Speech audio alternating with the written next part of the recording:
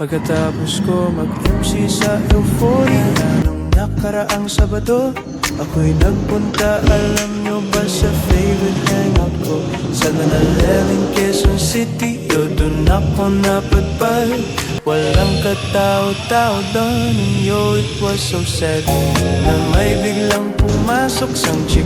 Wow, ang ganda, nakakainis, walang mintis, pati ang kutis niya. Mata niya ay kulay brown, meron siyang bresang ngipin.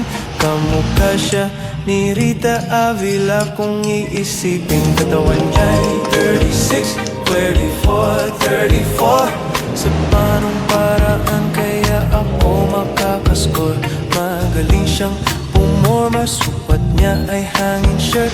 Nang dumukot siya ng pera, umangat ang kanyang skirt. Kaya't ako'y biglang nagsabi, hey girl, I like your style.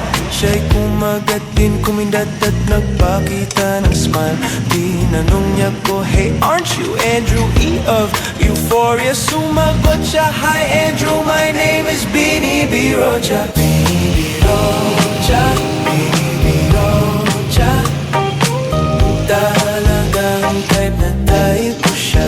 Bini B. Rocha, Bini B. Rocha. You know what? In love ako sa beauty niya. One more time in the place. Bini B. Rocha, Bini B. Rocha. Talagang type na type ko siya. Bini B. Rocha, Bini B. Rocha. You know what? In love ako sa beauty niya. So pagkatapos ng isang linggo, waakalain nyo si Bini B. Rocha ay nakita ko sa disco. At ako ay nagulat sa aking napuna.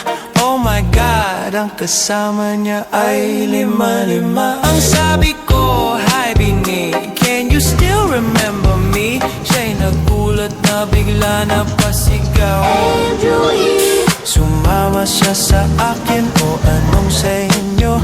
Lumabas kami ng disco, sumakay sa kanyang pajero. Sa pajero pa lang, pinakiramdaman ko na init ng kanyang haplos ay aking damang-damawa. Ang lamig sa pajero, ngunit siya'y hot na hot.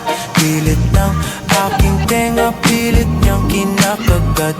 Sa tulong ng kanyang labi, ako ay kiniliti. Kinuha aking kamay, inilagay sa kanyang binti. Para bang mauubusan, siya'y nagmamadali.